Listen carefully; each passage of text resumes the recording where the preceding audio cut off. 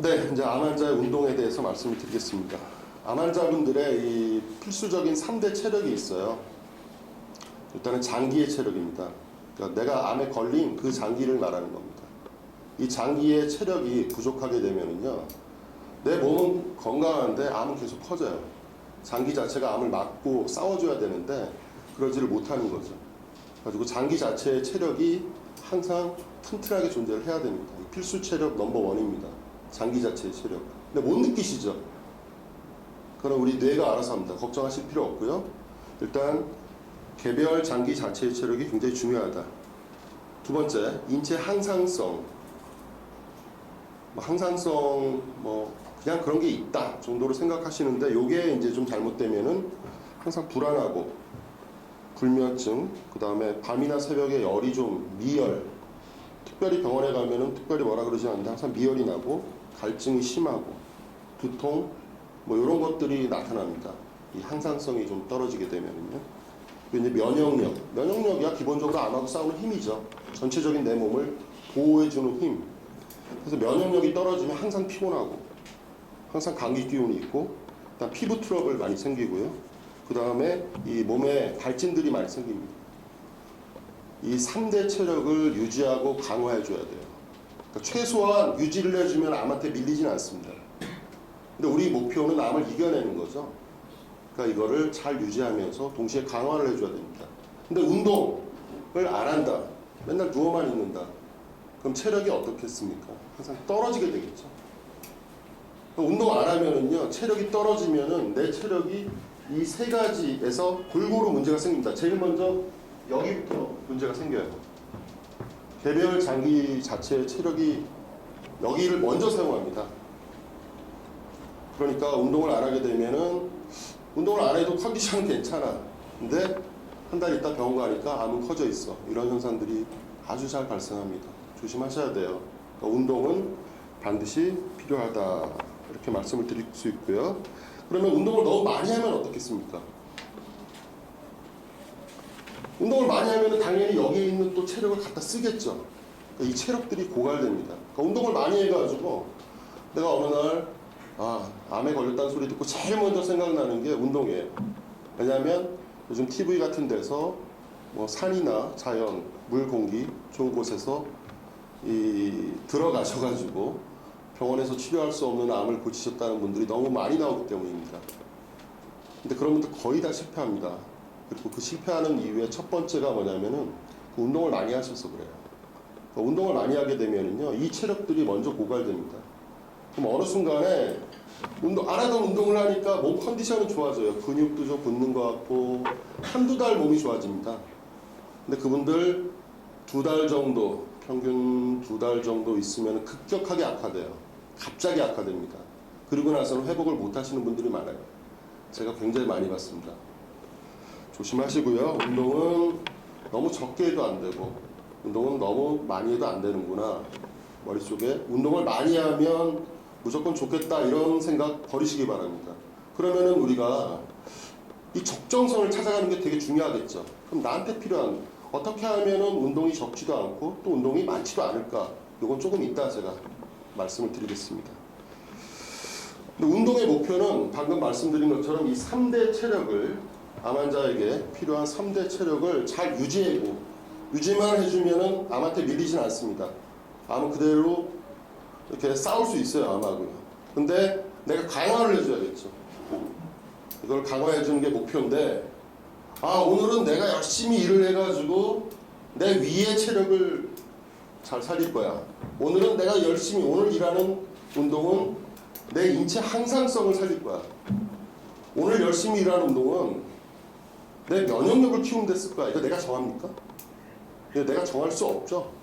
내가 정하는 게 아니라 이거는 내 뇌가 정해주는 겁니다. 그러니까 우리가 사실 이런 거 신경 쓸 필요가 없어요. 이거를 우리는 설명을 위해서 제가 구분을 해놨지만 여러분 같은 경우는 여기에 대해서는 이게 총체적으로 이루어지는 나의 의지하고 상관없이 이루어지는 운동, 체력이기 때문에 여기에 대해서는 신경을 끄시고요. 구체적으로는 이런 2가지 목표를 갖는 게 좋습니다. 나는 오늘 운동을 통해 가지고 내 몸에 산소를 아주 많이 집어넣을 거야. 이 생각을 하세요. 이게 제일 중요합니다. 두 번째는 나는 오늘 운동을 통해 가지고 내 몸의 혈당 수치를 낮춰줄 거야. 왜? 암은 당만 먹고 크니까. 내 혈당 수치가 높을 때 암은 커질 거니까 나는 운동을 통해 가지고 이 혈당 수치를 낮출 거야. 이 두 가지를 항상 머리에 하고 머리에 염두에 두고 운동을 하세요. 정리가 좀 되십니까? 이 3대 체력 설명은 드렸지만 다 까먹으시고요. 앞으로 운동은 목표가 두 개입니다. 내 몸속에 산소 폭탄을 투여하자. 두 번째, 혈당을 암이 먹고 큰다. 이 혈당이 올라가지 않도록 나는 운동을 한다. 이 딱 두 가지만 머리에 넣으시고 그리고 운동을 하시기 바랍니다. 물 한 잔 더 먹고 하겠습니다. 이게 오늘 이게 큰 것 같아요. 제 손을 너무 많이 움직이는 것 같아요. 보기에 괜찮으시면 계속 움직이겠습니다. 어떤 운동을 할 것인가? 여러 가지 운동이 있겠죠. 이 운동, 저 운동. 근데 이제 환자분들마다 다 사항이 달라서 제가 이제 가장 일반적으로 아까 제가 말씀드렸지 않습니까? 오늘은 제가 암에 걸렸고 그리고 저한테는 주어진 시간과 기회가 많지 않다고요. 이걸 가정하고 말씀을 드리는 겁니다. 하나를 택하면은 걷기를 택하겠습니다. 어디에서 걸을까? 공기가 좋은 데서 걷는 게 낫겠죠. 왜냐하면 나의 운동의 목표는 산소를 내 몸에 아주 깊게 많이 집어넣는 거니까요. 공기가 좋은 곳에서 경사가 심하지 않은 곳에서 걷는 거를 저는 택할 것입니다. 근데 오늘 비가 내려요. 실내에서 해야겠죠. 비를 맞으면서 이거 국가대표 뽑는 거 아닙니다. 비를 맞으면서 억지로 하실 필요가 전혀 없습니다. 비가 온다면 실내에서 하셔야겠죠. 비가 올 때는 저라면 절하기를 택하겠습니다. 108배라 그랬죠. 절하기가 그런데 좀 불편하신 분들이 있어요. 무릎도 안 좋으시고 여러 가지 몸에 특히 이제 뼈 같은데 전이가 있다거나 여러 가지 운동 능력이 잘 안 되시는 분들은 이 실내용 스태퍼 있습니다. 이렇게 스태퍼 아시죠? 발로 이렇게 누르는 거요. 이런 거 또는 실내용 자전거 이런 것도 괜찮습니다. 그러니까 바깥에서는 걷기, 그러니까 걷기가 주목입니다. 걷기가 제일 좋아요. 근데 걷기를 못하는 날은 집에서 걸으면 되겠네요. 맞습니다.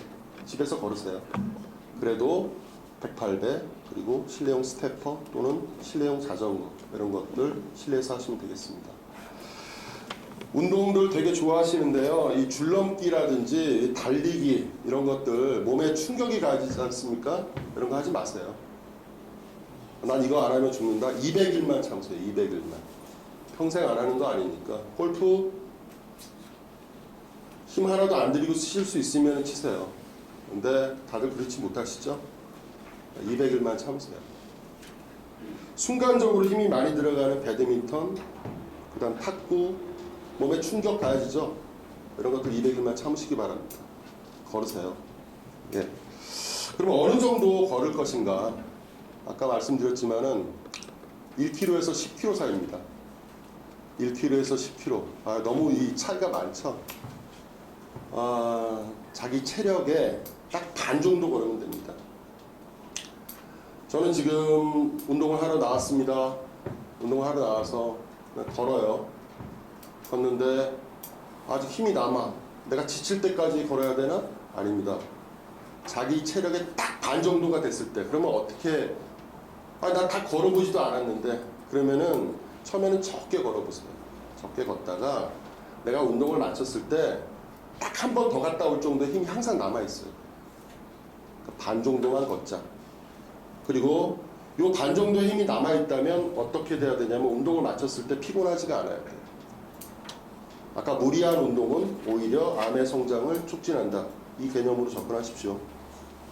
굉장히 위험합니다, 사실. 내 체력의 반만 걷는다. 운동을 끝마쳤을 때 피곤하지 않다. 몸이 가뿐해야 됩니다.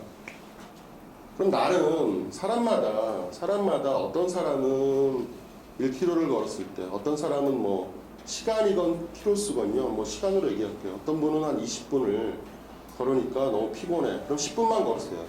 어떤 분은 체력이 좋아가지고 1시간을 걸을 수도 있습니다. 30분만 걸으세요. 자기 체력의 반만 걷는다. 이거 정말 중요한 얘기입니다. 염두에 두시고요. 그럼 어떻게 걸을 것인가? 약간 항상 어깨하고 허리를 쭉 펴주고요. 걸으실 때도요. 보폭은 조금 크게 그리고 내 심호흡에 맞춰서 걷습니다. 호흡을 천천히 깊게 천천히 하시다 보면은 발걸음도 거기에 맞춰서 합니다. 꾸준하게 내 호흡에 맞춰서 절대로 헐떡거리지 않도록, 호흡이 깨지지 않도록. 내 발걸음이 빨라지면 호흡이 따라가느라고 힘들 수도 있고요. 호흡이 빨라지면 발걸음이 깨질 수도 있습니다. 그렇지 않게 천천히 하시기 바랍니다. 그럼 운동을 몇 번 할 것인가? 아까 운동의 두 번째 목표는 식후 혈당을 감소하는 것이다. 이 식후 혈당 정말 중요합니다. 그럼 이론적으로는 3번이 제일 좋습니다. 3번 하실 수 있으면 하시고요. 근데 본인 체력 봐가지고요. 하루에 1번이나 2번, 3번. 어떤 분은 2번만 하셔도 되고요. 어떤 분은 3번 하셔도 되고요. 그거는 본인이 결정하시면 됩니다. 근데 최소 1번 이상은 해야 됩니다. 근데 물론 컨디션이 안 좋고 내 몸이 오늘 되게 피곤해. 이럴 때는 운동 안 하시는 게 좋습니다. 정리되시죠? 그 운동을 마쳤을 때 그래도 약간의 피곤함이 남습니다. 그런 분들 같은 경우는 제일 좋은 휴식은, 그러니까 충분한 휴식을 통해서 내 몸이 피곤하지 않아야 돼요. 제일 좋은 휴식은 잠입니다. 주무시든지 아니면 뭐 족욕, 반신욕 이런 걸 통해서 쌓인 피로는 내일까지 갖고 가지 마세요. 그 자리에서 빨리빨리 풀어줄수록 좋습니다. 그러니까 항상 피로는 그 자리에서 빨리 풀자. 더 중요한 건 피로하지 않게 운동하자. 꼭 염두에 두시기 바랍니다.